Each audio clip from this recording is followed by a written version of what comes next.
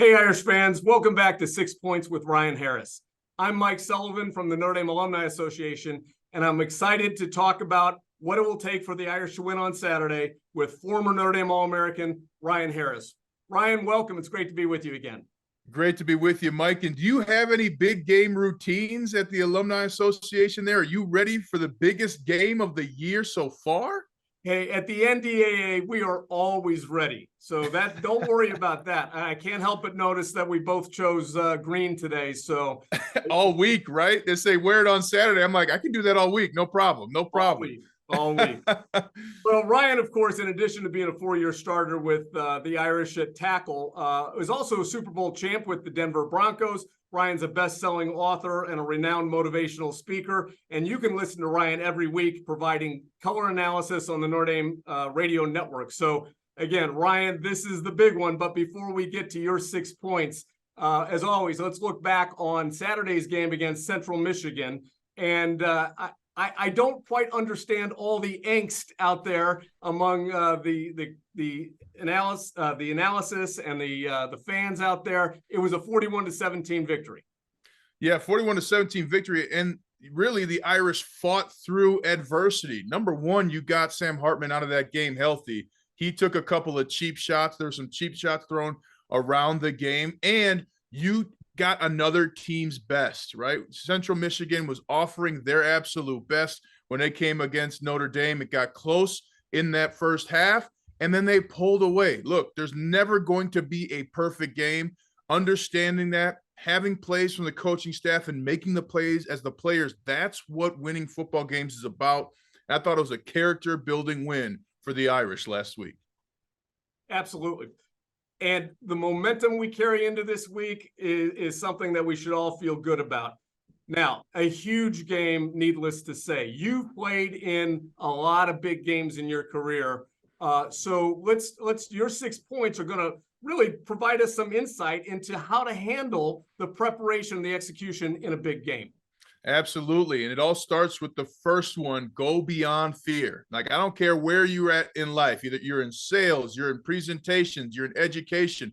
The big moments in our lives can force us to doubt ourselves, to doubt that preparation that you've done that's gotten you to that point to succeed.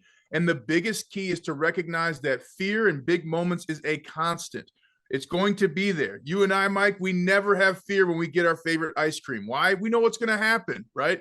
But fear is going to come and present itself to you one way or another in those big moments. And the way to go through it is to think about the process. Hey, I can be afraid, I can be nervous, and I can have a great game. So understanding the nerves are going to be there, that's a big key to winning big games. Also, go beyond the fear of your opponent. Ohio State's a big name. They've got big bodies. They've got recruits that guys know from their recruiting classes.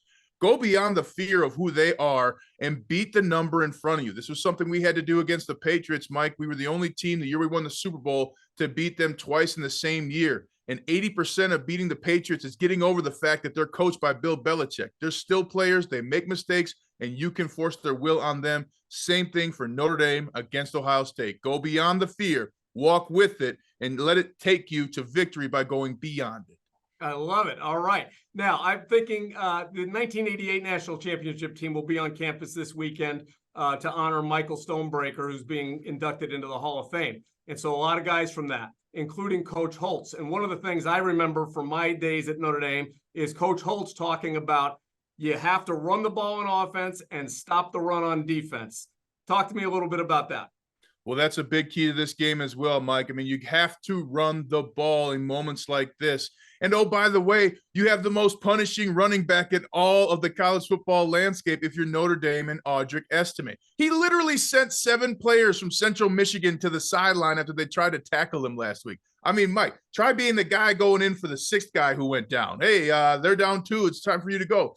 And if you don't believe me that running the ball is important in big games, look no further than the last Super Bowl where the team with Patrick Mahomes ran the football more than they let him throw the ball. Running the ball dictates to the defense what you want to be, what it's going to take, the physicality it's going to take to be successful.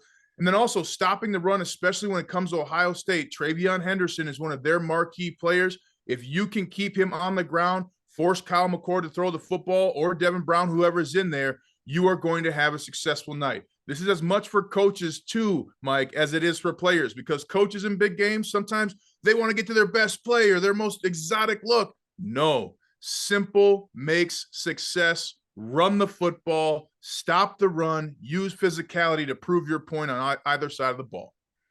Okay, so a lot of people talk about in big games, turnovers are always a key. Is that cliche, or is that truly a key this Saturday? Truly a key this Saturday, and especially when talking about Ohio State. Mike, watching the film, multiple games were pretty tight. A lot of games so far this season for Ohio State. There's two specifically that looked a lot like Central Michigan for Notre Dame. Tight at halftime and then a huge score at the end. The only difference was turnovers. Could say the same thing about a couple of Notre Dame games. So defensively, make Pick City ring. Let that city show off. South Bend, Indiana, now known as Pick City. Get some interceptions. Create some turnovers by punching the football out. And then Notre Dame, one of the only teams to have, I believe it's 13 touchdowns and no interceptions, if I remember that correctly. Maintain that composure and focus. A real hats off to Jared Parker and Marcus Freeman that a team can do that. I mean, I played a lot of football, Mike. There are some fumbles each and every game. To go through that many attempts, touchdowns, and wins without turnovers is huge. Be yourself if you're the Irish, and make sure that Ohio State turns that ball over and Notre Dame wins the turnover battle.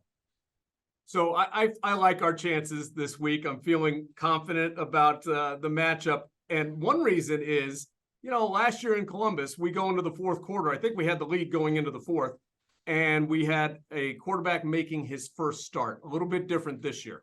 Absolutely. Sam Hartman, be who you came to be. That's a key for this game. Look, he came here for this game. He knew it was on the schedule, right? He understood what he was stepping in to do. And he's shown everybody who's watched so far how big of a difference a quarterback can make. Now, Sam Hartman did have a sleeve on his knee this week in practice, and I believe he will be the difference maker. What does that mean? That means that he's going to make those tough passes. He's going to convert third and long. He's going to be able to keep plays on schedule. One of the things I'm looking for is a little bit more up tempo. They get on the ball and then they look to the sidelines. But what it does, Mike, is it forces the defense to stay on the field. Peyton Manning loved to do that when I played with him. So did Ben Roethlisberger. Sam Hartman has that elite quarterback mind, and he gets to show the nation that he is one of the best quarterbacks in college football. So the offensive line has to protect, and the running backs have to look out for safety and corner blitzes to try and get to the ball. Ohio State defensively is not who they typically have been, and they do not want to wait all day for Sam Hartman to pick them apart. So let's talk about our defense. Ohio State can be explosive, right? We know they have tremendous athletes. So what do we need to do on defense? Sacks, not pressures. Notre Dame's one of the best teams and defenses in getting to the quarterback, a top 10 defense in many other categories, but they're one of the worst teams in college football, bottom third in getting sacks on the quarterback. That has to change today. I'm looking at Howard Cross. I think Donovan Heinisch, always great to have a Heinisch on the D-line for Notre Dame. He played a good game. Jordan Botello, Jean-Baptiste, those guys have to play a great game. And you're going to get J.D. Bertrand back, which is going to be huge for Notre Dame defensively. And I saw a little bit of Maris Leofau rushing the passer as well. I kind of liked it, Mike. But they got to get the quarterback down. Get Kyle McCord or Devin Brown down on the ground, and they can't throw it to the big-time playmakers that Ohio State has. So again, thinking about last year's game, we held them to 21 points and for the most part, kept everything in front of us. How important will that be this Saturday? It will be big. You got to stop the big three. The big three, I'm calling it, to get yourself a win. So stop the big three to stop the big play. That's Marvin Harrison Jr., one of the best and fastest wide receivers in the game. How you stop him from having a big game is you drift a linebacker underneath. You also have a corner playing him man, and you have a safety over the top, and make sure that safety knows he's faster than you think. So get back. You got to get back. All right, get back there, Mike. Don't look in the backfield. Number 2, Travion Henderson. He's a big, fast running back who knows the zone run scheme really well. Ohio State does not really do much in terms of plays. They run a simple zone scheme. They've got some downfield throws and verticals, and their players are just that good. You stop Travion Henderson in addition to Marvin Harrison Jr., and then you are going to have a good night. But you also must stop Emeka Egbuka. I'm learning the name still. I'll nail it soon enough, Mike. But Emeka Egbuka, he's a fantastic wide receiver for Ohio State. He really makes up when you try and pay too much attention to Marvin Harrison for a lot of production. But if you stop those three from making big plays, you're going to have a big win come Saturday night. I tell you, it's going to be super exciting in the stadium. If you're not in the stadium, turn down the television, turn up the radio, and listen to Ryan. I'm a little worried about you, Ryan. Are you going to be able to keep your emotions in check in the radio booth? I'm a professional, and it will be a test because there are a few teams I dislike more than Ohio State. Of course, they beat us 2000. I believe it was 2005 in the Fiesta Bowl. So I'm looking for a little payback. Hopefully the guys on the field can do it. It's going to be a great atmosphere. And if you're at the game, remember what Sam Hartman asked for. He wants you to be rowdy. So be rowdy when you get in there Saturday night. All right, sounds good. There you have it. Ryan Harris's 6 points for an Irish victory. We'll be back again before the Southern Cal game in a few weeks to break that one down. But until then, for Ryan Harris, I'm Mike Sullivan. Go Irish.